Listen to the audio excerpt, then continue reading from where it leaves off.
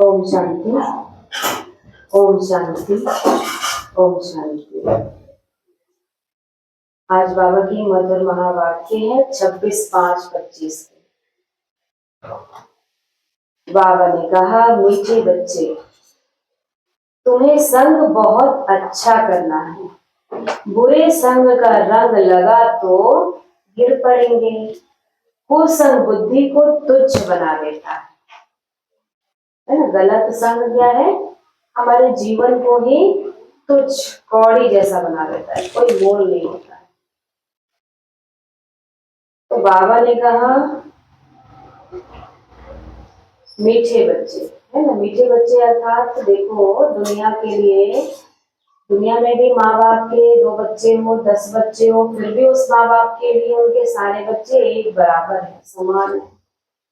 ऐसे ही भले हम पूरे सृष्टिवासी आत्माएं हैं, हम कोई नास्तिक है, हम कोई आस्तिक है, कई लोग भगवान में भावना रखते हैं, नहीं रखते हैं, लेकिन परमात्मा की दृष्टि हर सृष्टि की आत्माओं के लिए समान है।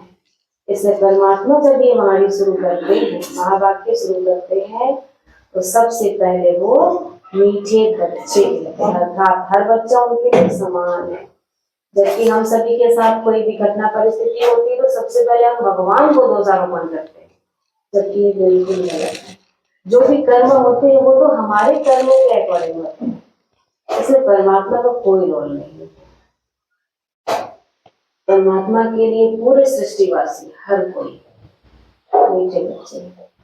इसलिए मुरली कभी भी सुनते हैं हम सभी तो मीठे बच्चे की फर्स्ट लाइन सही से, ताकि परमात्मा के वो महावाक्य मेरे जीवन में मीठा हो। प्रश्न में बाबा ने कहा, अभी तुम बच्चों को कौन सी उछल आनी चाहिए? उत्तर है, तुम्हें उछल आनी चाहिए कि गांव गांव में जाकर सर्विस करें। तुम्हारे पास जो कुछ है वह सेवा अर्थ है। बाप बच्चों को राय देते हैं, बच्चे इस पुरानी दुनिया से अपना पल्लव आजाद करो। कोई चीज में ममत्व नहीं रखो, इनसे दिल नहीं लगाओ। आखिर तो इस दुनिया से जाना ही है, अपने कर्तव्य बस एक्यूरेट होने चाहिए। मेरा फर्ज क्या है, मेरा कर्तव्य क्या है, उसके बाद इधर उधर और हमारे जो विस्तार रूप में हमारे संकल्प, हमारी सारी चीजें फैली, ये नहीं होना चाहिए। तो बाबा ने कहा, गीत बजा है इस पाप की दुनिया से, कहीं दूर ले चल जहां चित चैन हो। याद क्या दिया बाबा ने? बाबा ने कहा, बाप का हाथ छोड़ा तो कमाई में घाटा पड़ जाएगा।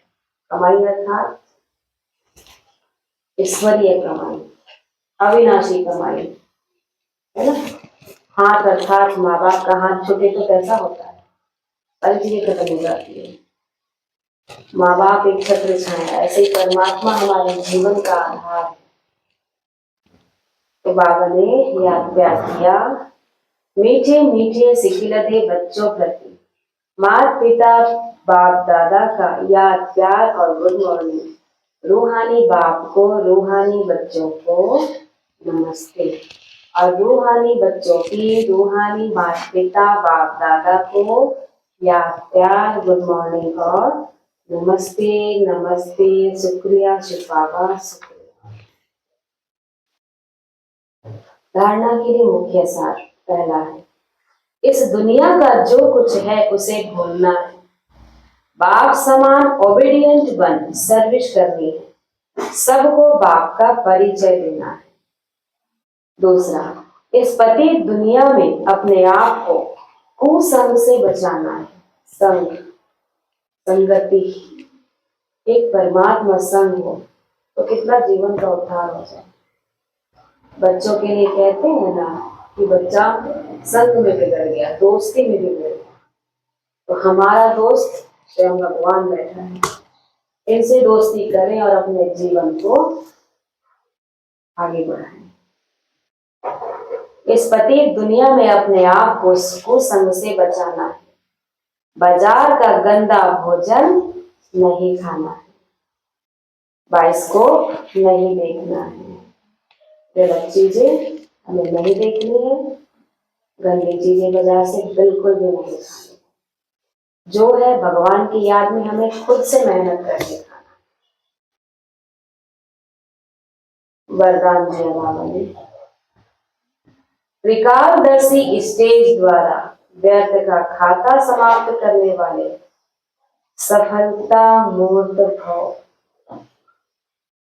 त्रिकालदर्शी स्टेज द्वारा व्यर्थ का खाता समाप्त करने वाले सदा सफलता मूर्त भव। त्रिकालदर्शी स्टेज पर स्थित होना अर्थात हर संकल्प, बोल व कर्म करने के पहले चेक करना कि यह व्यर्थ है या समर्थ है। व्यर्थ 1 सेकंड में पद्मों का नुकसान करता है, समर्थ 1 सेकंड में पद्मों की कमाई जमा कराता है। सेकंड का व्यर्थ भी कमाई में बहुत घाटा डाल देता है, जिससे की हुई कमाई भी चिट जाती है। इसलिए एक कालदर्शी हो, कर्म करने के बजाय त्रिकालदर्शी स्थिति पर स्थित रहकर करो तो व्यर्थ समाप्त हो जाएगा और सदा सफलता मूर्त बन जाएगी। स्लोगन बाबा ने दिया, मान शान और साधनों का त्याग ही महान त्याग है।